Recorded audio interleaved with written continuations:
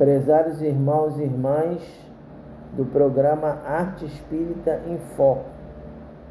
Então estamos aqui com mais uma oportunidade de reflexão em torno da arte espírita, para que nós possamos conversar com vocês sobre Jesus, sobre seus ensinamentos, sobre a ótica da arte espírita.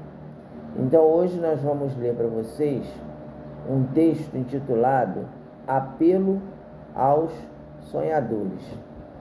É um texto retirado daquela obra que nós escrevemos juntamente com o nosso amigo J. Marques, que é o nosso mentor espiritual, chamada Retalhos de Poesia.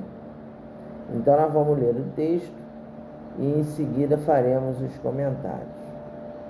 Apelo aos sonhadores. Fascinado pelo brilho maravilhoso daquela estrela, segui na direção de Belém. Chegando nas planícies que circundavam a cidade, encontrei alguns pastores que tomavam conta de seus animais. Eles disseram: "Aonde vais, ó homem estranho, a esta hora da noite? Não és pastor. Porventura vieste roubar nossos pertences? Por que carregas esta lança na mão? Olha que nosso cajado é poderoso e estamos dispostos a nos defendermos caso nos ameace." Apontei a estrela. Sigo o brilho daquela estrela. Um deles sorriu. "Que tolo és! Ao invés de trabalhares, segues o brilho de estrelas? Vê-se que não passas de um vagabundo da estrada." Nesse momento, uma aragem diferente envolveu-nos. Um vento leve, que mexeu com as folhagens, trazendo um inebriante perfume ao ambiente, surgiu inesperadamente. Vimos uma milícia celeste diante de nós. Atemorizados, os pastores esconderam seus rostos, cegos momentaneamente pela luminosidade daqueles seres. Um deles destacou-se do grupo e comunicou-nos: "Homens de boa vontade, sigam na direção de Belém para saudarem o poeta divino que acaba de nascer. Na cidade de Belém, numa simples manjedoura, encontra-se um poeta que, com seu cântico supremo, abalará os alicerces da humanidade.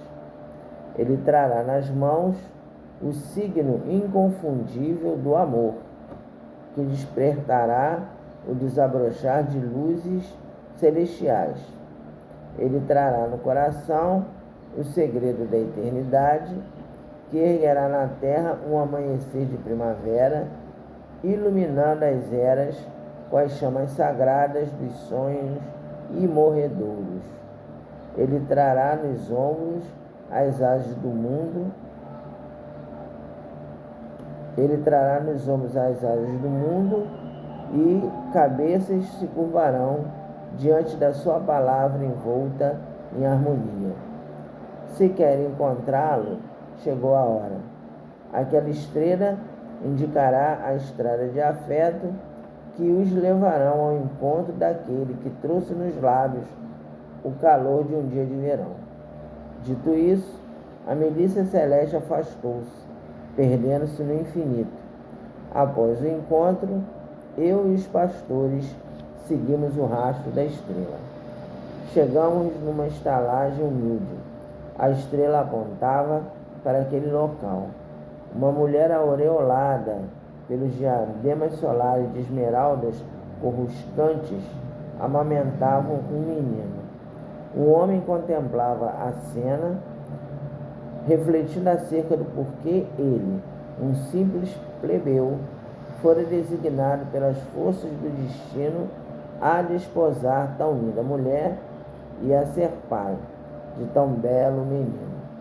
Ajoelhamo-nos todos diante daquela criança, e até os animais pareciam compreender a grandeza daquele instante. Ajoelhado, captei telepaticamente o pensamento daquele poeta celestial que me disse o seguinte: Menestrel, chegou a hora das canções impensáveis fecundarem o ventre da terra. Eu sou o verbo do Pai Celestial e ninguém chegará a Deus sem antes passar por mim. O poema do amor incondicional será contado a partir de hoje e com um toque suave da minha lira eu acalmarei as tempestades da alma humana, colocando no selo do afeto poético o segredo das emoções grandiosas. Sou aquele que acalma e desperta. Sou aquele que canta e combate. Não pense que vim exclusivamente semear a paz. Não. Carrego nas mãos a espada do bom combate, pois ensinarei a todos a enfrentar as sombras existentes na mente humana, e somente os corajosos vencerão a si mesmos. Eu os convido a me acompanhares. Segue meus passos e guarde na memória o encanto de minhas palavras, para que um dia tu também possa descrevê-las como retalhos de poesia desvendando a luz dos céus. És poeta e sua função é compartilhar sinfonias que mostrem a beleza do amanhecer, o gosto do orvalho que cai nas folhas durante a madrugada, a luminescência do sabor do sol, o cansaço do final do dia, a leveza de uma noite de luar. Eu o convido a acompanhar-me, pois farei cirandas de pássaros com o ecoar de teus sentimentos. Não saia da Palestina, eu ficarei por aqui e tu captarás a minha poesia na profundidade dos teus pensamentos. Após captar a sua mensagem telepática, afastei-me. Estava disposto a absorver as carícias de sua poesia. Então, meus irmãos e minhas irmãs, feita a leitura da página, que reflexões que podemos considerar a partir dessa página que descreve aquele encontro de Jesus com os pastores. Então, Jesus nasceu na manjedoura e teve a estrela de Belém, né, que é essa estrela aqui que é descrita na página, e o encontro de Jesus com os pastores, e a partir daquele momento, a partir do momento que Jesus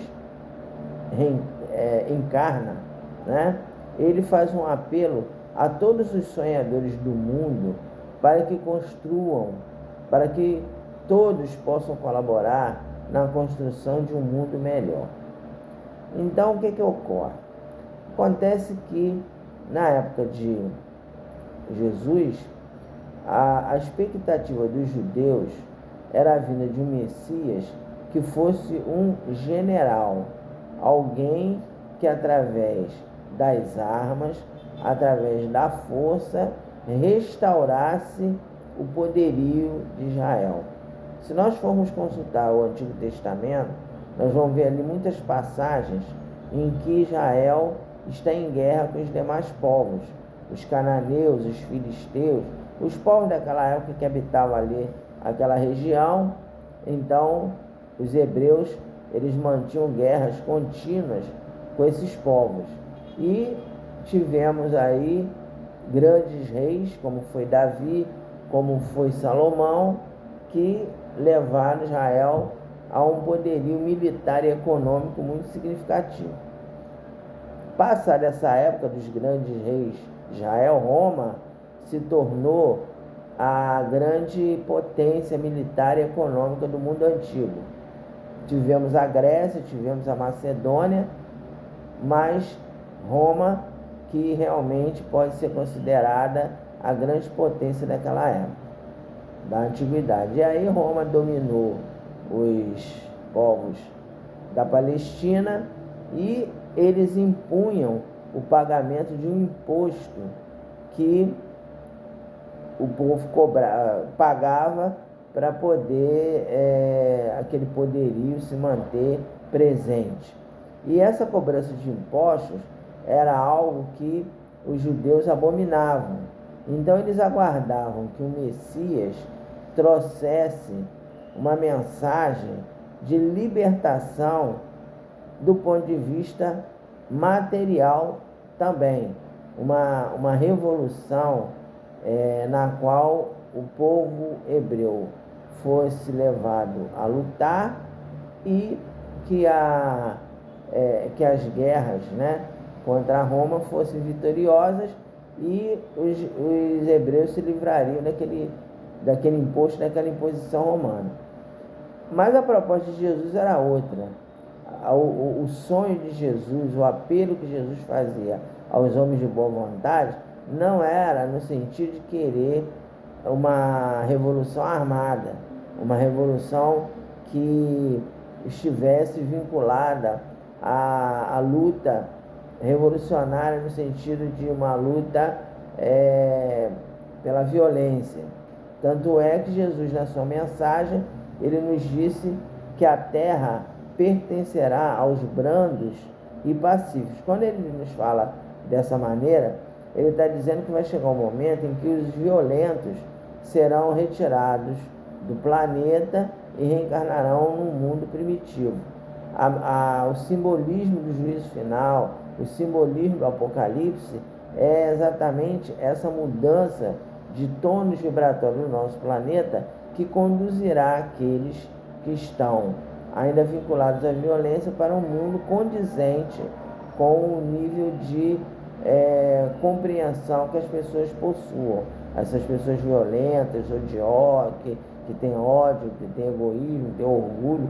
Então vai chegar um momento em que essas pessoas irão mudar de residência planetária e não para um planeta no qual eles continuarão evoluindo, mas um planeta condizente com o seu estado evolutivo. Mas naquela época esses ensinamentos eram impensáveis. Então Jesus ele não teve condições naquele momento de sensibilizar as pessoas para essa compreensão.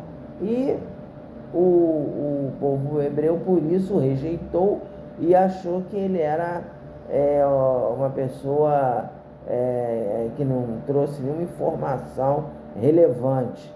E aí quando Jesus foi preso e ele foi colocado diante de Barrabás, as pessoas preferiram Barrabás porque Barrabás era um zelote. Zelote era aquele grupo de guerreiros israelenses que lutavam pela libertação de Israel através da luta armada.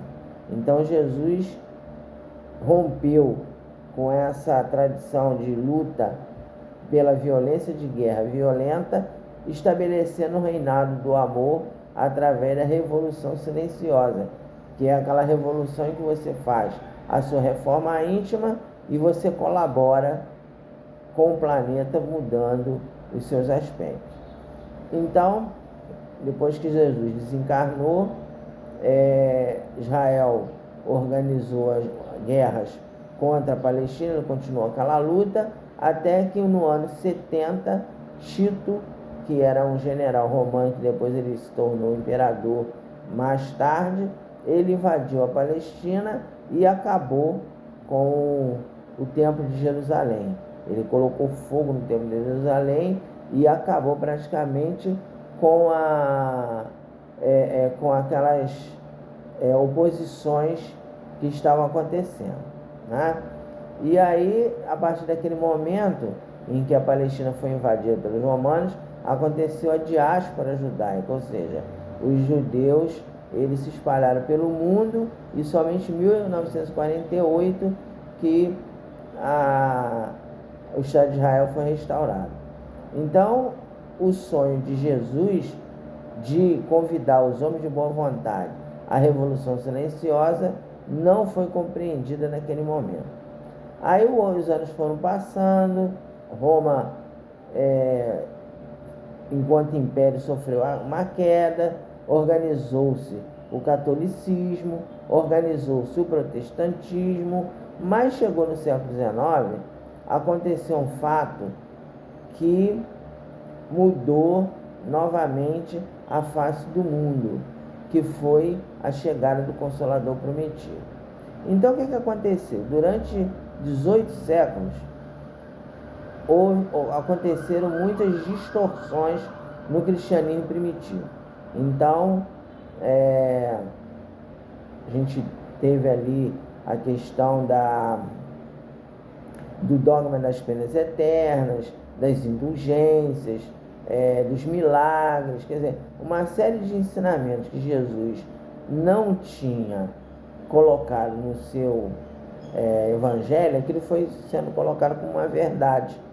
E aí o pensamento hegemônico católico distorceu o que Jesus tinha colocado. Logicamente que nós estamos falando do catolicismo do século XIX, nós não estamos falando do catolicismo atual. O catolicismo atual, com o Papa Francisco, ele está retomando algumas posições mais progressistas que estão mudando a face do catolicismo. Mas no século XIX, o pensamento hegemônico era católico. A maioria das pessoas seguia o catolicismo. E aqui no Brasil, principalmente na Europa também, uma parcela da Europa seguiu o catolicismo, principalmente os países ibéricos. E aí, quando chegou no século XIX, aconteceu o avanço da ciência. Aconteceu uma publicação de uma obra intitulada A Evolução das Espécies, de Charles Darwin, que ele falava o seguinte, que o homem ele progrediu lentamente através de diversas raças primatas. Então houve a posição do homem de Neandertal, do homem de Pequim, até chegar ao Homo sapiens sapiens. Então Charles Darwin, que era um cientista, trouxe a concepção do evolucionismo humano. Quer dizer, então essa posição do evolucionismo humano entrou em contraposição com o criacionismo, que é aquele pensamento bíblico de que toda a humanidade se originou de um único casal, que é Adão e Eva. Então a gente, ao consultarmos a Gênesis, nós vamos ver que ali o que está dizendo? Está dizendo que você, que é negro, você é filho de Adão, que era branco. Então, são concepções que atualmente não são mais aceitas, porque a ciência comprovou fatos totalmente diferentes. Então, a partir da publicação do livro A Evolução das Espécies, então Charles Darwin estabeleceu o criacionismo, derrubou a ideia do criacionismo e criou a concepção do evolucionismo. Essa posição de Darwin, de outros cientistas, permitiu que o materialismo se propagasse. Então, muitas pessoas, por causa do avanço da ciência e das posições radicais das religiões tradicionais, que eram o protestantismo, o muçulmano, os seguidores de Maomé, e o catolicismo, as ideias da ciência estavam entrando em choque com essas concepções radicais dos segmentos religiosos tradicionais. Então, surgiu na França o Consolador prometido. Quer dizer, a França estava pronta para o surgimento do Consolador prometido, que tinha sido colocado por Jesus, que ele enviaria o Consolador, que restauraria todas as coisas. Paralelo a esse avanço da ciência, havia também uma turbulência política muito grande na época do século XIX, nesse período do século XIX. Porque em 1848, nós tivemos um fato histórico chamado Primavera dos Povos, que foram rebeliões revolucionárias que aconteceram em diversos pontos da Europa, no qual os europeus, principalmente os proletários, as classes menos favorecidas, se organizaram e lutaram para a melhoria de condições de vida e lutaram para que a igualdade social fosse estabelecida. Mas essas lutas se davam através da violência, ou seja, eram revoluções. Tivemos em 1689 a Revolução Francesa, tivemos as guerras napoleônicas e, ao chegar em 1848, tivemos a Primavera dos Povos, porque naquele período os europeus e os operários estavam conhecendo o Manifesto Comunista de Karl Marx e Engels, que dizia o seguinte, que chegara o momento dos operários se unirem e derrubarem a burguesia. Então essa ideia do Manifesto Comunista, que foi ampliada no Capital e nas outras obras de Marx e outros companheiros também, como Proudhon, através do anarquismo, através de outros pensamentos, né, que exaltavam o materialismo, que afirmavam categoricamente que o homem não precisava mais de Deus para conquistar a sua autonomia. Então essas ideias permitiram que o materialismo se implantasse, né? Então uma parcela da Europa rejeitou as ideias religiosas, principalmente as tradicionais, e afirmava que o homem agora, naquele momento, não precisava mais de Deus, né? Que Deus não existia. Bem, então Kardec surgiu exatamente nesse período, porque exatamente em 1848, na cidade de Redesville, lá em Nova York, no condado de Nova York, surgiu o fenômeno das mesas girantes através das irmãs Fox. É o primeiro, lógico, que o fenômeno da levitação de corpos, como Kardec nos fala no Livro dos Espíritos, já era um fato que tinha acontecido durante toda a história da humanidade, porque a mediunidade é algo que é comum ao homem. Então o homem sempre teve mediunidade, sempre existiram pessoas que tiveram mediunidade, que exercitaram a mediunidade. Mas naquele período, em Redesville, surgiu um grupo de jovens, que eram as irmãs Fox, que permitiram a manifestação de um irmão desencarnado chamado Charles Rosman, em que ele provocava a levitação dos corpos. E essa ideia das mesas girantes foi trazida da Europa, e o professor Hippolyte Léon Denisard Rivaio foi o convidado a assistir esses fenômenos na casa de um amigo. Inicialmente ele não acreditou, ele considerou que aquilo ali era uma coisa que irrelevante, poderia ser uma manifestação magnética, que Kardec ele foi estudioso do magnetismo, né, de Anton Mesmer, que também trouxe essa ideia do magnetismo humano. Então Kardec inicialmente ele imaginou que aquele fenômeno das mesas girantes era um fenômeno magnético, mas depois ele percebeu que havia uma causa inteligente por trás do fenômeno, ou seja, as mesas respondiam perguntas. Então, quando perguntavam, estabelecia-se um código, sim, não, e algumas letras do alfabeto também se estabelecia um código, aquele ser que provocava o fenômeno da mesa girante respondia perguntas, e um deles se classificou como espírito, algo que já tinha acontecido lá em Redesville com as irmãs Fox.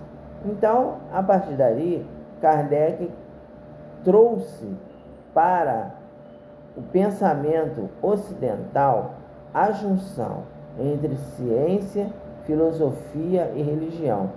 Trouxe para nós o Consolador prometido e um novo apelo aos sonhadores, ou seja, um novo apelo à revolução silenciosa que tinha sido proposta por Jesus há 2000 anos atrás, há 1857 anos atrás, porque 18 de abril de 1857 foi o ano em que Kardec publicou a primeira edição de O Livro dos Espíritos.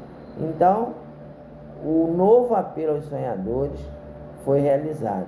Então, as pessoas foram convidadas novamente por Jesus para adotarem aquela revolução diferente, que é baseada na reforma íntima, é baseada no apelo a nossa consciência divina para que nós possamos agir de outra maneira.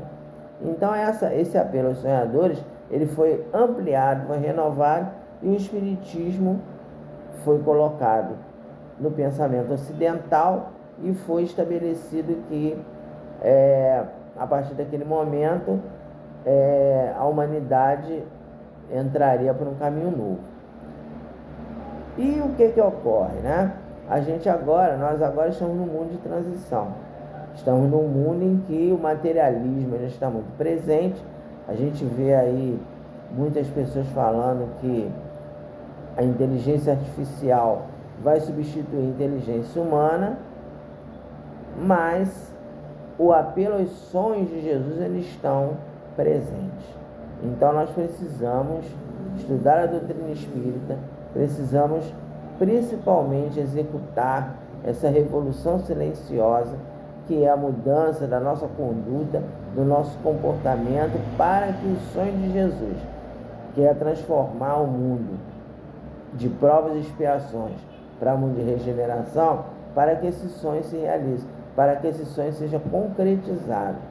Então Jesus está mais uma vez nos convidando, nós que estamos encarnados agora nesse período tão conturbado, tão difícil, a seguirmos os seus ensinamentos, a o reconhecermos como aquele que trouxe uma poesia renovadora através do seu Evangelho, através do Novo Testamento e agora através do Evangelho segundo o Espiritismo, que é uma análise do Novo Testamento à luz da doutrina espírita.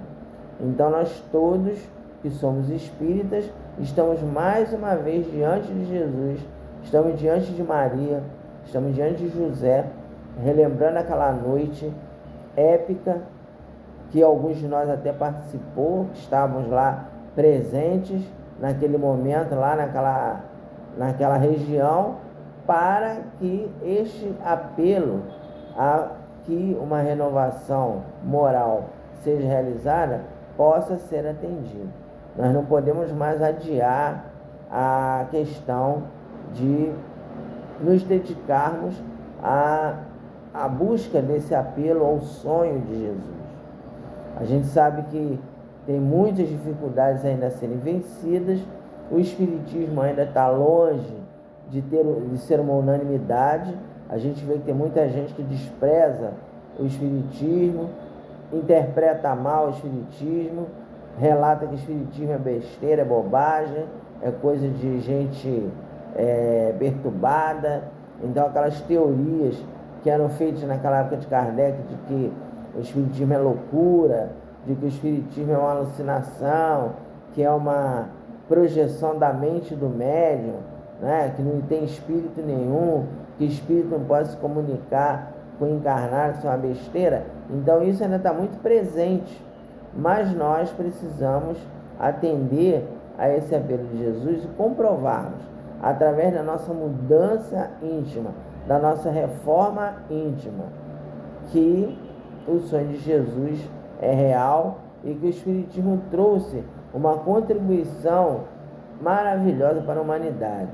Como já dissemos aqui em vídeos anteriores, o Espiritismo não tem intenção de querer se colocar com a melhor religião, de querer se colocar que nós somos os únicos detentores da verdade.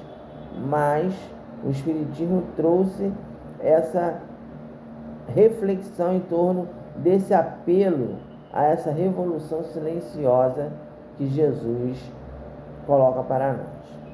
Então, meus irmãos e minhas irmãs, este é o apelo ao sonho de Jesus, este é o apelo aos sonhadores do mundo inteiro, e que nós possamos atender a esse apelo de Jesus, permitindo que o nosso mundo seja melhor, seja mais justo, seja menos desigual.